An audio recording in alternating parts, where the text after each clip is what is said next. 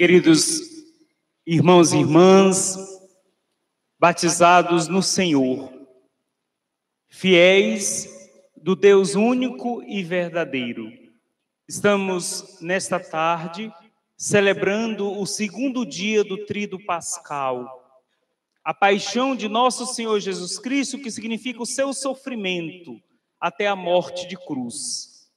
Sendo o segundo dia do Tríduo Pascal, nós, batizados em Cristo, somos convidados a contemplar a sua entrega, a sua obediência ao Pai, até as últimas consequências, para nos ensinar a vencermos o mal, a vivermos segundo as orientações que vêm do nosso Criador, fazer a vontade dele, até mesmo na hora do sacrifício, do sofrimento e muitas vezes da provação diante da morte. Nessa tarde, se percebermos, até a própria Mãe Natureza modifica o seu jeito de ser. Nós estávamos desde o início do dia com o sol clareando tudo, e de uma hora para outra começa a natureza também responder à celebração do nosso rito, que é um rito de contemplação, é um rito de esperança, de que o Senhor não foi vencido pela cruz, mas teve que passar pela cruz para nos ajudar a compreender a força da ressurreição, qual amanhã, no terceiro e último dia do Tríduo Pascal, celebraremos. Mas até chegarmos a essa compreensão da ressurreição, desse poder que Deus nos concederá no fim da nossa passagem por esse mundo, temos que compreender o mistério da cruz. São Paulo, nas suas cartas, nos ajuda a compreender: eu sigo o Cristo crucificado. Loucura para os homens. Como pode um Deus morrer? Principalmente na mão dos injustiçados, daqueles que tiveram com ele, mas também dos seus algozes, soldados romanos, líderes religiosos como Caifás e Anás, tudo em nome de calar a verdade diante do povo de Deus. Juntamente com a Mãe Natureza, nós fazemos parte dela, não que nós estejamos aqui de cara triste, de cara fechada, de cara de luto, mas estamos celebrando a esperança de um Deus que se fez homem para nos ensinar a sermos humanos, até nos momentos da cruz, que todos nós carregamos. Nós ouvimos na primeira leitura a profecia de Isaías. Antes de Jesus ter sido enviado pelo Pai para nos ensinar o caminho do reino dos céus, já vinham outros porta-vozes de Deus para preparar a humanidade para a chegada dele. E o profeta Isaías antecipa para o povo de Israel o que ia acontecer com esse enviado. E se vocês prestaram bem atenção na primeira leitura, a profecia de Isaías, ele detalha com todos os elementos o que aconteceria com o enviado de Deus, o Messias, o Salvador.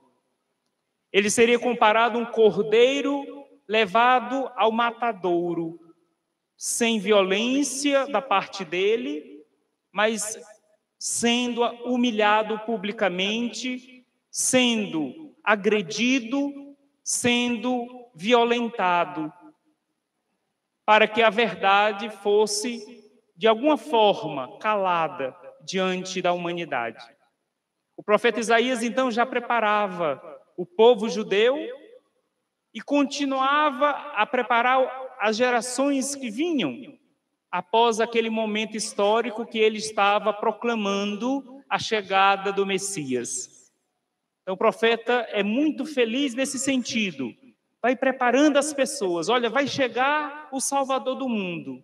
Mas, infelizmente, alguns de vocês não o acolherão em suas vidas. Ao contrário, levarão até a morte. Olhando, ouvindo, acolhendo essa profecia de Isaías, a gente compreende, então, toda a paixão que acabamos de proclamar aqui no santuário. A paixão de Cristo, na verdade, ela é detalhada pelo Evangelho de São João com riquezas de detalhes, para nós entendermos aquela tarde daquela sexta-feira, mas antes ainda da cruz, tudo aquilo que o Senhor viveu antes de ser entregue por Judas. Ontem nós celebrávamos o gesto do serviço, que resume a vida de Jesus. A vida de Jesus no meio de nós é para nos ensinar. Você tem o poder, serviço. Não o poder de dominar as pessoas, de agredir, de comandar, de dominar, mas o poder de fazer o bem. O meu poder, que é o poder de amar. A gente celebrou essa verdade ontem. Eu que sou mestre e Senhor, estou ensinando a vocês a lavarem os pés. Então façam como meus discípulos e discípulas. E passada a ceia do Senhor, a nova ceia, a ceia cristã, a ceia da Páscoa, da nova aliança, o Senhor se retira, porque Ele sabe tudo aquilo que ali vai acontecer a partir daquele momento que Judas se afasta dele. Sabemos muito bem da noite da agonia, da angústia. O Senhor chegou a suar sangue. Isso para dizer o estado que o Senhor estava vivendo, emocional, de angústia. Porque ali ele já estava num processo de se deixar-se esvaziar da sua divindade e ir até a última consequência, ser plenamente humano, para nos ensinar, vocês também como humanos podem vencer o mal. Jesus com os apóstolos, com exceção de Judas, estão passando da noite de quinta para a sexta. E essa noite é uma noite de angústia, é uma noite de sofrimento da parte de Jesus, quando ele se depara com aqueles 11 que estavam com ele, inclusive estavam dormindo, enquanto Jesus orava ao Pai. Não que Jesus quisesse desistir de nós e nem da missão que o Pai o confiava, mas ele já estava sentindo, como humano que era verdadeiramente, tudo aquilo que nós passamos na nossa vida, na nossa passagem por essa Jerusalém terrena. As injustiças, as perseguições, as decepções, das traições, que infelizmente o ser humano é capaz de fazer com outro ser humano. Com o Amazon Prime você tem frete grátis, filmes e séries e milhões de músicas. Tudo isso por R$14,90, amiga. Nossa! Pois é tão bom que até os santos desconfiam. Ah, vá! R$14,90? É sério. Frete grátis, filmes e músicas por R$14,90. Sei. Eu já assinei, Daiane, é isso mesmo. Sei não, hein? Gente, é sério, é R$14,90. Nha. Frete grátis, filmes, séries e muito mais. Só a Amazon Prime tem.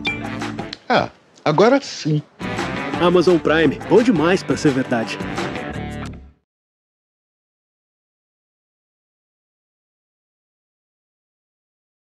Fazer com outro ser humano. Ao raiar do dia, os soldados romanos já estão quase chegando por meio do procurador de Roma, Pilatos, que estava inflamado pelas autoridades religiosas, Anás e Caifás. Olha, se você, Pilatos, que é o procurador de Roma, está aqui entre nós judeus, não fizer alguma coisa, nós vamos ter que fazer, mas nós não podemos sujar nossas mãos, porque amanhã é o dia da nossa Páscoa judaica. Mas é melhor que um só morra, para que você mostre fidelidade ao seu chefe, o imperador de Roma. Pilatos, sem entender muito ainda quem é essa pessoa, faz todo aquele diálogo com Jesus que nós ouvimos. O que você fez? Qual o mal que você praticou? Porque estão pedindo para você ser crucificado. E a crucifixão, naquele momento, meus irmãos, era uma pena de morte das mais piores do mundo, porque era reservado aos marginais. Era reservado aos que fizeram grandes malfeitos nesse mundo. Era uma humilhação pública. A pessoa ia morrendo devagarzinho ao passar das horas do dia. Mas não foi só a crucifixão. Veja, nós celebrávamos no final da Quaresma aqueles passos das estações da Via Sacra, que antes de pregar Jesus e o levantar no madeiro da cruz, ele passou por todo um processo de humilhação, um processo de julgamento injusto. Foi chicoteado, foi cuspido, foi coroado com uma coroa de espinhos penetrando a sua cabeça e perfurando. Foi por muitas vezes chicoteado. Viu o sofrimento de sua mãe, Maria Santíssima. Viu e percebeu o afastamento daqueles 11 apóstolos, principalmente de Pedro, que tinha dito: eu vou às últimas consequências por amor ao Senhor, e o Senhor diz antecipadamente: antes que o galo cante, antes que eu seja totalmente entregue, antes que o sol nasça, você já vai ter me negado, como nós ouvimos na Paixão. Pessoas chegavam para Pedro e diziam: mas você não estava com ele, não caminhou com ele, você não é um discípulo dele? E Pedro negou uma vez, 2 vezes, 3 vezes, e o galo cantou, como um sinal de memória da nossa contradição. Mesmo sendo discípulos e discípulas do Senhor, quantas vezes nós o traímos também? Quando a gente faz mal ao nosso próximo, nós estamos traindo Jesus. Nós estamos crucificando, mais uma vez, não Jesus, mas o irmão em que Jesus está também presente. O Cristo não está só em mim, o Cristo está em você também, está no outro. E se eu faço o mesmo flagelo com o outro, eu estou fazendo com Cristo. A tarde dessa sexta-feira santa nos ajuda a entender que de 9 horas até o meio-dia, o Senhor está padecendo, depois de toda essa humilhação pública, depois que Pilatos lava suas mãos e diz que não tem nada a ver mais com isso, que os judeus que são responsáveis. Mas no fundo, Pilatos, como procurador de Roma, estava ganhando também status diante do Império Romano. Tirar alguém que seduzia multidões e que o povo poderia coroá-lo como seu rei. Não é à toa que os judeus ficam com raiva quando um dos soldados romanos coloca uma placa em cima de sua cabeça, nas 3 línguas, latim, hebraico e grego, dizendo: Jesus Nazareno, rei dos judeus. Os judeus disseram: ele não é nosso rei. Muda essa placa, coloca: eu sou o rei dos judeus. Ele que disse que era. Vocês verem a contradição do ser humano. O Senhor, repito, ao se encarnar entre nós, só trouxe cura, só trouxe libertação, só trouxe a nossa nova visão de um Deus misericordioso, capaz de nos levantar de todas as nossas quedas. Mal nenhum o Senhor fez. Tanto que ele pergunta: que mal eu fiz? Mas vamos caminhando com Jesus até esse momento da hora da misericórdia, às 3 da tarde. Decepção, angústia, humilhação pública, uma coroação insolente, uma coroação para dizer que ele não é rei coisa nenhuma. Chamavam ele de Nazareno, era uma forma pejorativa de humilhar Jesus, porque pode vir alguém para ser rei de uma cidade tão pequena, pobre, simples, um interiorzinho da Terra Santa chamado Nazaré. É por isso que chamam Nazareno. Era uma forma de criticar, ironizar. Nós escutamos João colocando, as pessoas passavam diante dele e balançavam a cabeça, viravam o rosto. Mas duas pessoas estavam ali presentes, sofrendo, mais presentes. Maria, sua mãe, e o discípulo que ele muito amava. A tradição diz que é São João, o apóstolo mais novo. Porém, o evangelista mesmo não coloca o nome. O discípulo amado, é assim que ele se nomeia. Para que cada um de nós se coloque no lugar, do lado de Maria e daquelas outras mulheres corajosas, como Maria Madalena, Maria de Cleofas e tantas outras que ficaram, não abandonaram o mestre. Pedro, Tiago, tantos outros fugiram, se esconderam. E se viam o sofrimento do mestre, viam de longe, não se comprometeram com o Senhor. E quantas vezes também nós não fazemos a mesma coisa? Quantas vezes nós não queremos fugir, nos comprometer, porque fazer o bem exige muito de nós, fazer o mal é fácil. A gente cada vez mais está ouvindo, vendo e assistindo a quantidade de crucificados nesse mundo, começando às vezes muito cedo, ainda no ventre da mãe, quando se pratica um aborto, até um idoso que é maltratado. São muitos os crucificados. Esta liturgia nos ajuda a refletir os crucificados do nosso tempo. Porque é Cristo que está entre nós, sendo ainda crucificado por nós, quando nós fazemos a mesma coisa que fizeram com ele naquela sexta-feira santa. Pedimos perdão a Deus nesta liturgia. Perdão pela ignorância, perdão pela violência em palavras e atitudes, perdão pelas vezes que nós não fomos humanos e não percebemos a presença muito humana de Deus nos transformando para sermos bastante divinos. Condição para nós sermos divinos é sermos muito humanos. A gente precisa aprender isso. Para sermos divinos, precisamos ser verdadeiramente humanos. O desumano não entende o que é ser sagrado, divino. Os desumanos daquele dia o maltrataram, o machucaram e o crucificaram. É uma liturgia que nos ajuda a fazermos também até uma revisão da nossa vida. Quem eu crucifiquei? Por palavras, por atitudes ou até por omissão?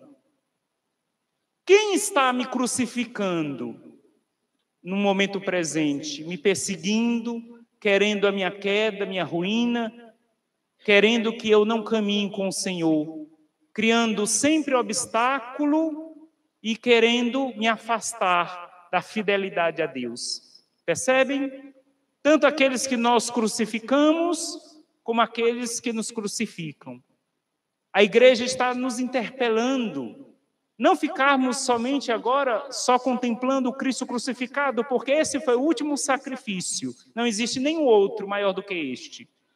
Mas é uma pergunta que nós precisamos fazer, para que a gente se coloque do lado de Maria e se sinta o discípulo amado, aquele que não desiste de Deus, até mesmo na hora da agonia, do desespero, da angústia e da possível morte.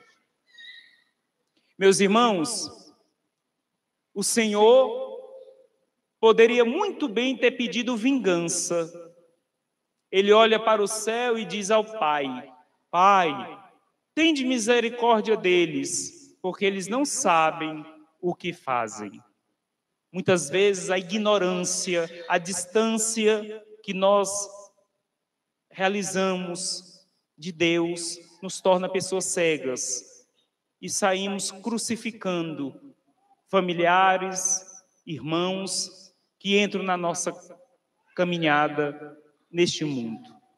É um dia, repito, para pedir ao Senhor misericórdia, Senhor, perdão.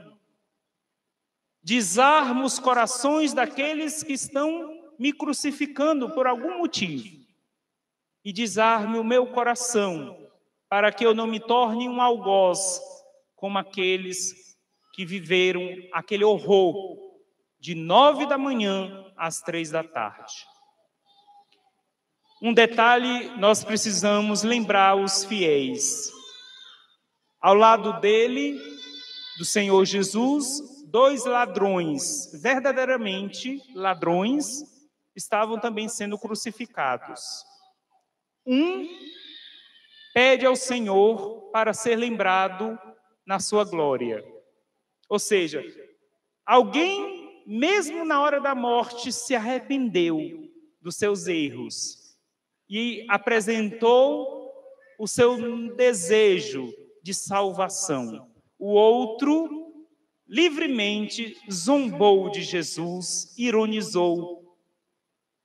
Fora o povo que dizia, né? Salvou tanta gente e não pode se salvar? Agora, essa é uma mensagem que nós não podemos deixar passar em branco entre nós.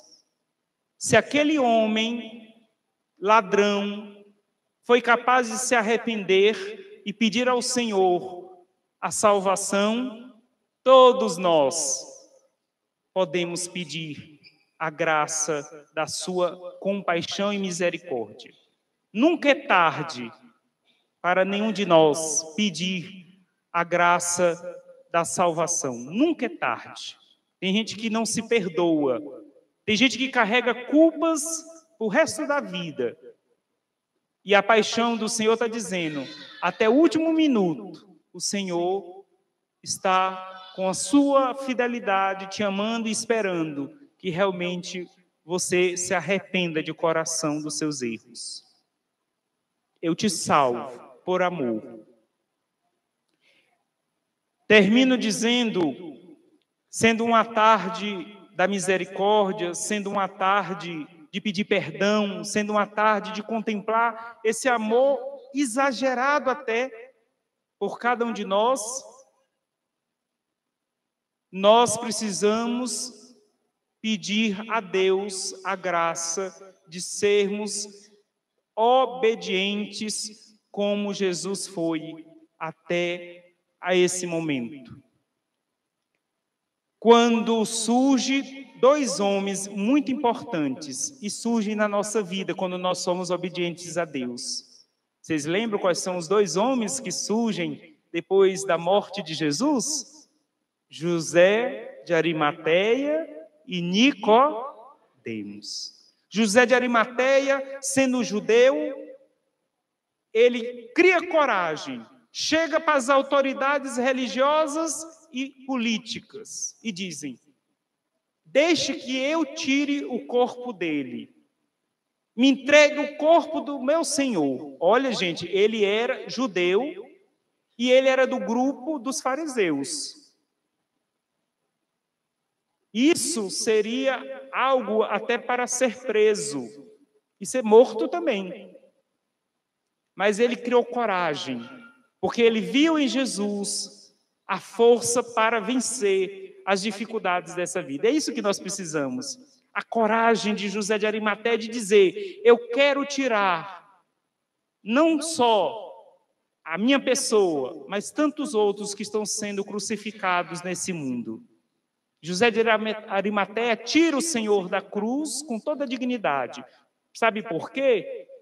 Porque mesmo perto de Jerusalém, era um pouco afastado, onde estavam aquelas 3 cruzes, Os outros 2 ladrões e todos os outros crucificados eram jogados fora da cidade, dos muros de Jerusalém, no lixão.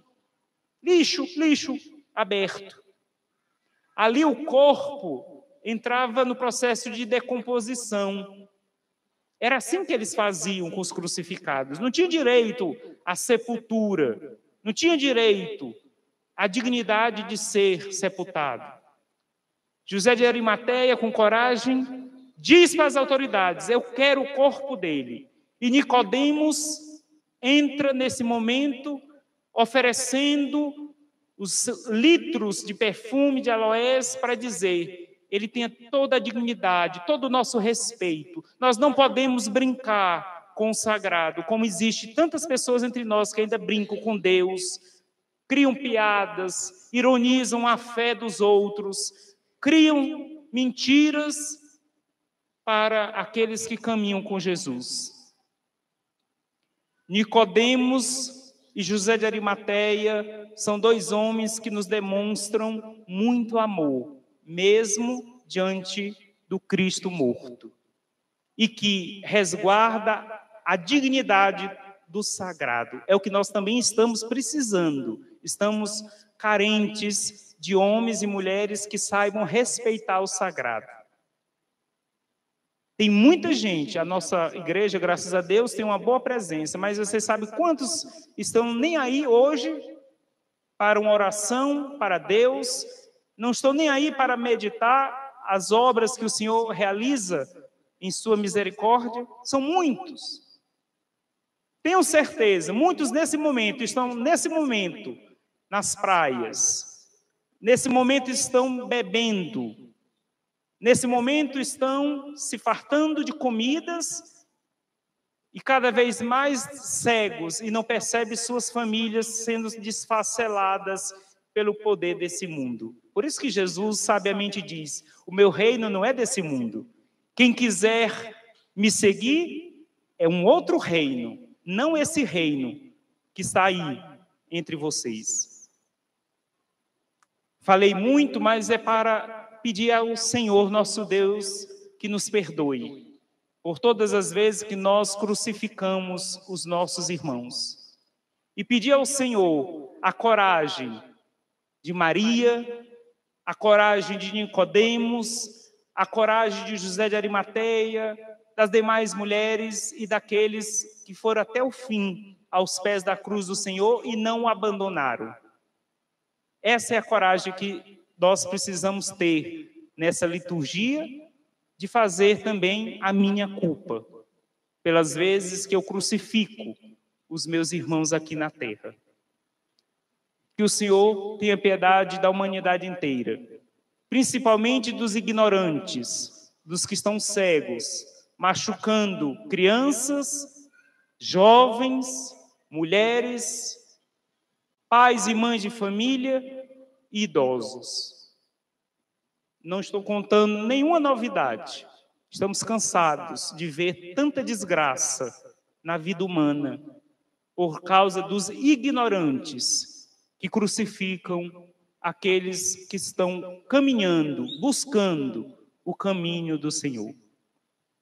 Minutinho de silêncio, acolha, tome posse da paixão do Senhor na sua vida. Que Ele afaste de nós os algozes e desarme os nossos corações se porventura estamos crucificando os nossos semelhantes.